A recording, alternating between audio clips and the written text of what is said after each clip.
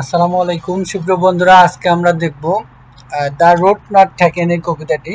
এই কবিতাটি খুবই বিখ্যাত একটি কবিতা, যেটি লিখেছেন রবার্ট ফ্রস্ট। তো আমরা একটু রবার্ট ফ্রস্ট সম্পর্কে যদি জেনে নেই। রবার্ট ফ্রস্ট হচ্ছেন Robert Lee Frost was an American poet. ইনি একজন আমেরিকান কবি ছিলেন। তিনি মার্চের ছাব্বিশে মার্চ 1874 সালে জন্মগ্রহণ করেন সান ফ্রান্সিসকো, ক্যালিফোর্নিয়া, ইউনাইটেড স্টেটে।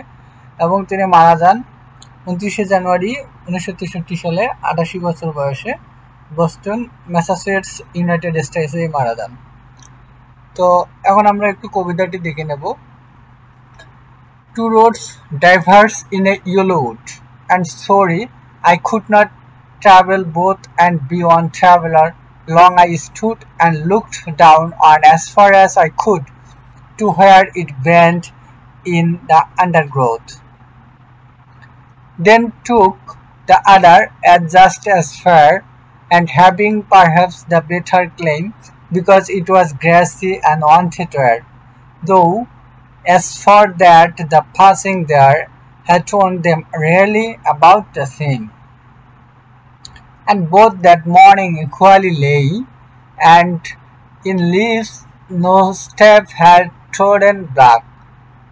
Oh, I kept the first for another day, yet knowing how way leads on to way, I doubted if I should ever come back.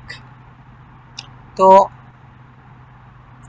এরপরে স্ট্যান্জাতে রয়েছে, I shall be telling this with a sigh, somewhere ages hence, two roads diverged in a wood, and I took the one less traveled by, and that has made all the difference. তো আমরা যদি এটা বঙ্গানুবাদটা একটু দেখে নেই, এখানে বলা হচ্ছে দুটো পথ সম্পর্কে। দুটি পথ ভাগ হয়ে চলে গেছে এক হলদে বনে, কিন্তু আমি পারবো না দুটোতেই যেতে, এবং একাকী পথিক আমি যতই ভাবি দাঁড়িয়ে, আর দেখার চেষ্টা করি একটি পথ কোথায় কত দূরে গেছে চলে। অর্থাৎ এখানে দুটি পথ সম্পর্কে বলা হচ্ছে, একই সাথে দুটি পথে যেতে পারবে না সেই বিষয়টি বলা হচ্ছে, যে কোনো একটি পথ চুজ করতে হবে। দেখি তাই আনত নয়ন দুটি মেলে, এরপর যদি অন্যটি ধরি সেও ভালো, হয়তো সেটার দাবি বেশি এর তুলনায়, কারণ সেটিতে সবুজ ঘাসের মখমল পাতা, যদিও সেটাতে চলতে গেলেই একই রকম শেষে। অন্য পথের মতো সেটিও হবে, এতে নেই সন্দেহ। আর সেদিন সকালে দুটি পথের পরে ছিল শুকনো পাতা, ছাওয়া পড়েনি কারো পদচিহ্ন।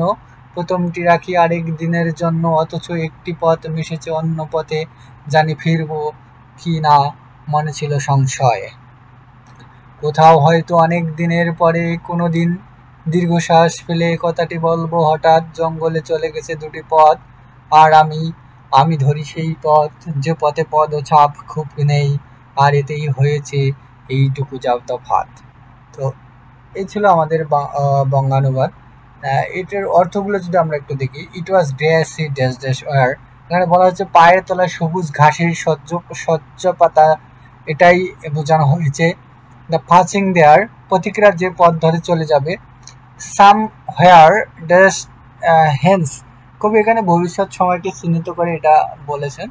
অ্যান্ড দ্যাট ডিফারেন্স, এখানে কবির যে কোনো একটা পথ বাছাই এবং অন্য পাশের পথটির পার্থক্য বিচার করা হয়েছে।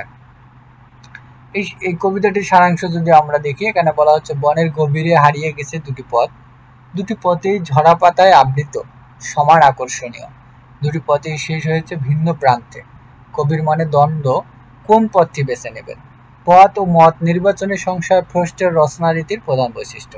এই জিনিসটা আপনারা মনে রাখবেন, পথ ও মত নির্বাচনে সংশয় ফ্রস্টের রচনারীতির প্রধান বৈশিষ্ট্য। এই সংশয়ের প্রতিফলনেই বর্তমান কবিতাটি। দুটি পথের মধ্যে একটি ধরে কবি এগিয়ে গেলেন, অন্যটি রেখে দিলেন আরেক দিনের জন্য, কিন্তু সে পথটির আকর্ষণও কবি ভুলতে পারলেন না। চিরকালীন মানবীয় দ্বন্দ্বের প্রকাশেই কবিতাটির প্রতি ছত্রে প্রবহমান। তো বন্ধুরা, এই ছিল আজকে আমাদের দ্য রোড নট টেকেন কবিতা। আশা করি ভিডিওটি ভালো লাগবে। যদি ভিডিওটি ভালো লাগে থাকে অবশ্যই লাইক, কমেন্ট, শেয়ার করে নতুন নতুন ভিডিও দেখে অনুপ্রেরণা যোগাবেন। সবার সুস্বাস্থ্য কামনা করে এখানে শেষ করছি। আসসালামু আলাইকুম।